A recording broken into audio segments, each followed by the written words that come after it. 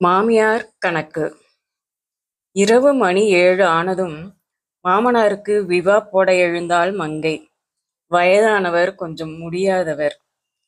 நேரத்துக்கு கொடுத்தால்தான் அவர் உடம்பு நன்றாக இருக்கும். ஆரம்பத்தில் மாமியாருக்கும் விவா போட்டு தருகிறேன் என்று சொன்னபோது, ஐயோ, நான் அதெல்லாம் குடிக்க மாட்டேம்மா, எனக்கு பிடிக்கவே பிடிக்காது என்று அவர் முகத்தை சுளிக்க, மாமனாருக்கு மட்டும் போட்டு தர ஆரம்பித்தாள். 1 மாதம் கூட ஆகி இருக்காது.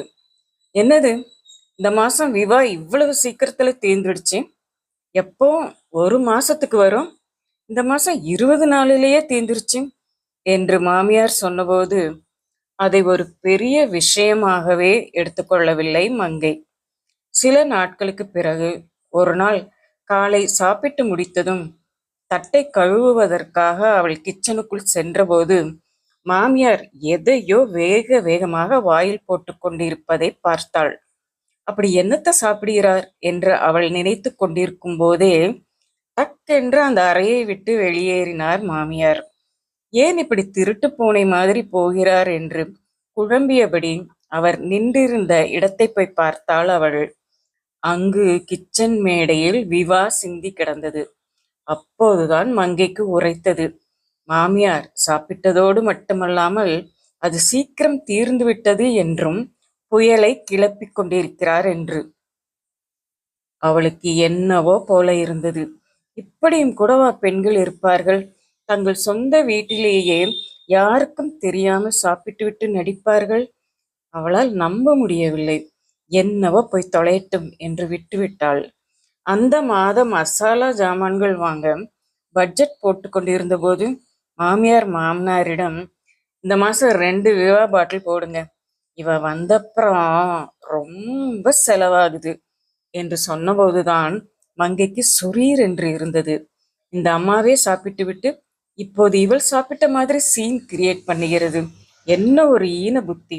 சாப்பிடுற விஷயம்தானே, விரும்பியதை சாப்பிட வேண்டியதுதானே, அவர் வீடு தானே, உரிமை இல்லையா என்ன? அப்படி இருக்கும் பொழுது எதற்கு இந்த வேண்டாத ஆட்டம்? மாமியார் சொன்னதை கேட்டதும் மாமனார், ஆமாமா, நானும் கவனிச்சேன், சீக்கிரமா தீர்ந்து போகுது, 2 பாட்டில் போடுறேன், என்ன பண்ண என்று சலித்து கொண்டே போட்டார். மங்கைக்கு வெறுப்பாக இருந்தது. ஆனாலும் அவள் அதை வெளிக்காட்டிக் கொள்ளவில்லை. அன்று இரவு கணவன் பரிதியிடம் அதை பற்றி சொன்னபோது அவன் நம்பவில்லை. என் அம்மாவுக்கு விவா பிடிக்கவே பிடிக்காது, அப்புறம் எதுக்கு அவங்க சாப்பிட போறாங்க?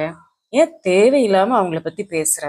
உனக்கு விவா வேணும்னா என்கிட்ட கேளு, நான் வாங்கி தரேன், அவங்க வாங்கறதுல இருந்து எடுத்து சாப்பிடாத என்று அவன் சொன்னபோது இனிமேல் இவனிடம் பேசி புண்ணியமில்லை என்ற முடிவுக்கு வந்தாள் மங்கை. இனி இந்த மாமியார் என்னெல்லாம் செய்ய காத்திருக்கிறாரோ என்று அவள் சந்தேகப்பட்டவாறே அடுத்த நிகழ்வு நடந்தது. வீட்டுல வாங்கி வைக்கும் மிக்சர் இப்ப எல்லாம் சீக்கிரம் தீர்ந்து போகுது என்று மாமியார் குறை சொன்னார். உடனே மாமனாரும், ஆமாம், நானும் கவனிச்சேன், எல்லாம் நம்ம பரிதிக்கு கல்யாணம் ஆன பிறகுதான் இவ்வளவு சீக்கிரம் தீருது என்றவர் சொன்னபோது அவமானமாக இருந்தது மங்கைக்கு. இனிமேல் இதை இப்படியே விட்டு வைத்தால் தனக்கு தான் பிரச்சனை அதிகமாகும். எந்த லெவலுக்கு வேண்டுமானாலும் செல்வார்கள் என்று புரிந்தது. இந்த மேட்டரை எப்படி டீல் பண்ணுவது? 24 மணி நேரம் அதே நினைப்பாக இருந்தது அவளுக்கு. தான் எதுக்கு இந்த வீட்டுக்கு வந்திருக்கோம்? இப்படி அவமானப்பட்டு நிற்கவா? அவளுக்கு ஒன்றும் புரியவில்லை. ஆனால் ஏதாவது செய்தாக வேண்டும் என்ற எண்ணம் மட்டும் நாளுக்கு நாள் ஆழமானது. ஒரு நாள் அவள் வீடு பெருக்கி கொண்டிருந்த போது டைனிங் டேபிளுக்கடியில் ஒரு மூலையில் கவரில் நிறைய மிக்ஸ்டர் வைக்கப்பட்டிருந்ததை பார்த்து திகைத்து போனாள். பார்த்தவுடனேயே இது மாமியார் வேலைதான் என்பது அவளுக்கு புரிந்து விட்டது. ஒரு நிமிடம் அந்த கவரை எடுத்து வேறு பக்கம் வைத்தால் என்ன என்று தோன்றியது.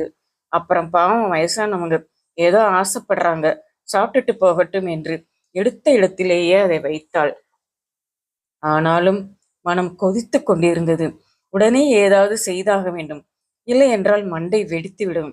அன்று இரவு பரிதியிடம் அவன் அம்மா டைனிங் டேபிளுக்கு அடியில் மிக்சரை ஒளித்து வைத்திருந்ததை சொல்லிய போது ஏதோ பைத்தியக்காரியை பார்ப்பது போல் அவளை பார்த்தான். அந்த பார்வை அவன் அவளை நம்பவில்லை என்பதை அப்பட்டமாக காட்டியது. 1 வாரம் மண்டை குடைச்சலுக்கு பின் ஒரு நாள் பரிதியிடம் சொன்னாள், எங்க அப்பாவுக்கு உடம்பு சரியில்லை, அம்மாவால கவனிக்க முடியல, அதனால நான் எங்க வீட்டுக்கு போய் ஒரு மாசம் தங்கிட்டு வரலான்னு பாக்குறேன். நானே இதை உங்ககிட்ட சொல்லலான்னு இருந்தேன் மங்கை. கொஞ்ச நாளா நீ ரொம்ப குழம்பி போயிருக்க. எங்க அம்மாவை பத்தி என்னென்னமோ சொல்ற. போய் உங்க அம்மா கூட இருந்துட்டு வந்தேனா உனக்கும் கொஞ்சம் நல்லா இருக்கும். போயிட்டு வா. அவன் உடனே சம்மதிப்பான் என்று அவள் சிறிதும் எதிர்பார்க்கவில்லை. இனி ஏன் லேட் பண்ணணும்? நான் நாளைக்கு போறேன் என்று அவள் சொன்னதும் அவன் சரி என்பது போல் தலையாட்டினான். மறுநாள் காலை 6 மணிக்கு சூட்கேஸுடன் மாமனார் மாமியாரிடம் சென்று நான் ஊருக்கு போயிட்டு வரேன் என்று சொன்னபோது விழித்தார் மாமியார். அவர் மேலே ஏதும் கேட்பதற்கு முன்பு, அப்பாக்கு உடம்பு சரியில்லை, அம்மாவால பார்க்க முடியல, அதனால நான் போய் 2 மாசம் இருந்துட்டு வரேன் என்று சொல்லிவிட்டு மாமியாரை பார்த்தபோது அவர் பேய் அறைந்த மாதிரி நின்று கொண்டிருந்தார்.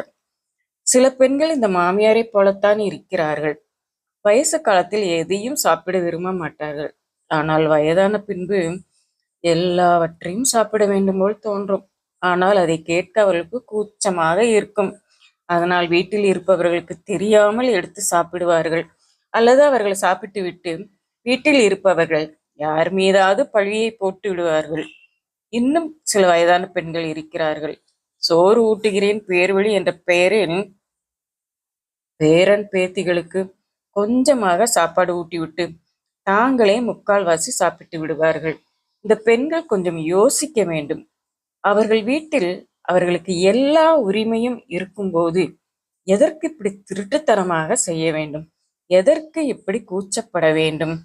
அவர்களுக்கு இல்லாத உரிமையா?